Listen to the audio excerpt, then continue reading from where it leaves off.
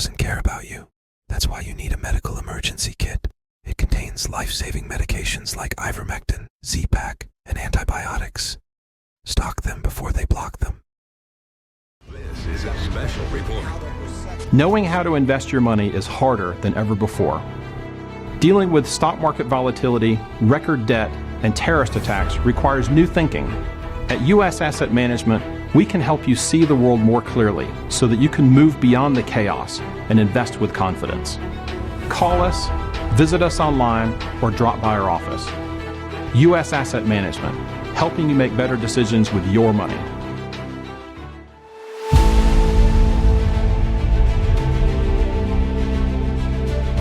Yeah, I just saw Sadie came in. Sadie just joined us. Let's go ahead and bring her in real quickly here. Sadie, how you doing? Going? Good to see you again. Good morning. How are you? Doing well. We're looking forward to working you at CPAC. So tell us what you've got planned on the CDM Espanol side real quick, and then we'll talk about other things. Sure. We are excited to be one more year in the CPAC, representing our community as well through our media. It's have been like 5 years since my first CPAC, and I find that it's one of the most interesting events ever. I remember my first CPAC just being just a regular girl that moved from Florida to Texas, that first CPAC in Texas, and telling all my family and friends, "Oh, I'm going to this conservative event." And I find like so interesting, and they are all scared. I'm like, oh my gosh, they're gonna be so bad. They don't like Hispanics there. And actually was one of the best events that I have ever been with people all over the world, and also here locally from like Texas and all over United States. I have a blast. And then after that year, I have been going to the CPACs every year, different countries. Mexico, Argentina. I have been in Florida as well. There's other CPACs around the world that I haven't get the chance to go yet. But it's an amazing event, and we are so glad to be one more year there. And right now, as a media, with the chance and opportunity to interview a lot of the officials here in the United States, and a lot of people that is traveling from all over the world to assist to this event. Yeah, I was telling John that last year Bukele made a big splash in CPAC. Yeah, I saw that. And I'm hoping that happens again. We get some big names from Latin America to come up. But John, you got any questions? Yeah, no, it's what's interesting to me, Sadie, is this. I'm as we look at what's happening in the Americas now, and especially with Marco Rubio and some of the things he's doing in South America and Latin America.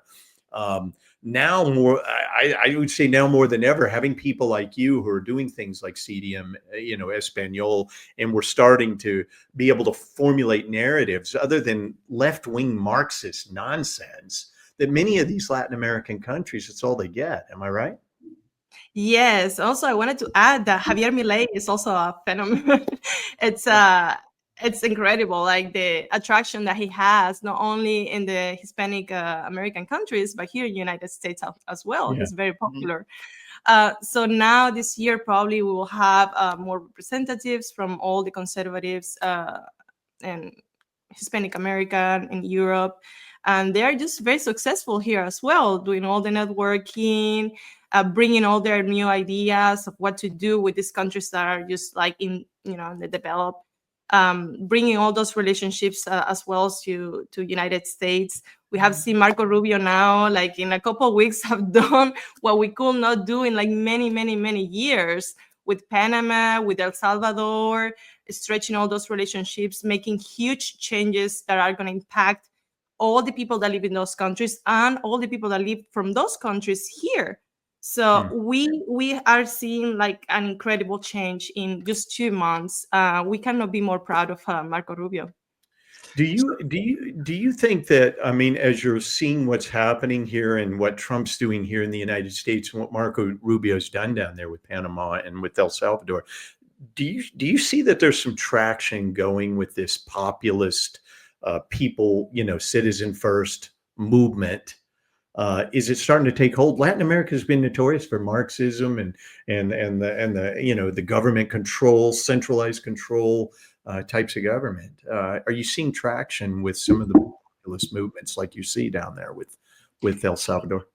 Yes, definitely. There's a lot of movements in Hispanic American countries, even in Dominican Republic, in Argentina with Javier Milei. I think that all of them are getting together, and especially through all these events, making all those friendships and networking to offer a lot more to the public that before was not really very engaged in politics, especially the Hispanic community here in the United States. Sometimes because of the language, sometimes because before the only media that they have access to was liberal media. And right now, just with channels like or CDM Espanol and other little channels that are around the United States are promoting conservative values, are translating all this information for our community. I think they are starting to get a lot more engaged, and we could just see that in the past elections. Hispanic voting, it was like all-time records. Yeah. Sadie, you told me you were putting together a list of people who you wanted to interview at CPAC. Who's the top several that are on your list? Well, I always love to see Santiago Pascal from the political party Vox in Yes. Spain. I have been involved with them for several years. And to me, it's an inspiration that he has been like tied in those relationships with United States Mhm. and also with other leaders in Europe as Giorgia Meloni, Viktor Orban, with Chega in Portugal. So we are trying to push to build those relationships to see if they succeed in Spain. We really need a change in the country that I grew up in Spain. From here, from the United States, we are trying also to support those changes. In Germany as well, we are seeing all those different countries getting together in Europe to change all the narrative and all the things that have been happening there. Finally, with the support of Donald Trump and the administration here in the United States, they see that they have an ally that they can rely on and push all these things to a better end. Yeah. Cool. Let me ask you real quickly. I don't know if you followed this closely, but we have George Soros up here. He bought a network, I mean, a series of radio stations that were Spanish speaking radio stations. Now he's doing that for the express purpose of trying to feed, his narratives into Latin America and really kind of try to fight what we're trying to do down there. What like you said, Malay's trying to do down there. If we could get Bolsonaro back in there, all these different things. He's really trying to repel that stuff, and he's doing it through these radio procurements that were forced through. Are you seeing any of that starting to happen? I mean, is that taking traction? Yes, yes, especially this past couple years, we observed that not only with established media that we already knew that they were uh, with those liberal tendencies, but also they infiltrated at that point that they were even like paying the conservative media in the back to change and manipulate some of the ideas as well. So even the ones that we thought that were conservative, they were also being manipulated. So the only thing that we can have now and that we can rely on it's the independent media. What we have been doing since a couple of years ago with medias like CDM and podcasts and different outlets that are no longer the established media, and they are a lot more trusted than what it used to be the big media before. So now we are the source of truth. We are Exactly. the source of bringing people the real news because even the conservative media has been infiltrated. So if you're at CPAC, for our audience, you can come to our booth. We're going to be right there on Radio Row. Sadie's going to be doing interviews, and you can see, and we're going to be running output there, and a lot of the whole team's going to be working hard there for several days. So we look forward to it, Sadie. What are some of the things you're working on right now on CDM Espanol? What are you working on now? Well, first thing we're gonna start the year with this big event. We enjoy to connect with all the people that is coming from the different Hispanic countries.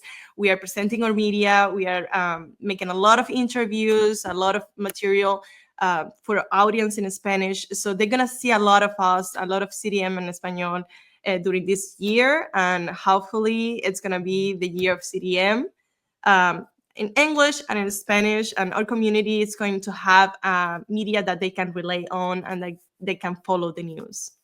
Thank you, Sadie, Sadie. that sounds great. Thanks so much. How do people follow you? Oh, Sadie Burge. They can find me in all the platforms with my name and my last name, and they also can go to CDM Espanol, the website. They can find different articles, podcasts, and all the new material that we are going to create for this year. Exactly. Thank you, Sadie, Sadie. Look forward to seeing you next week. thanks so much. I look forward to seeing you.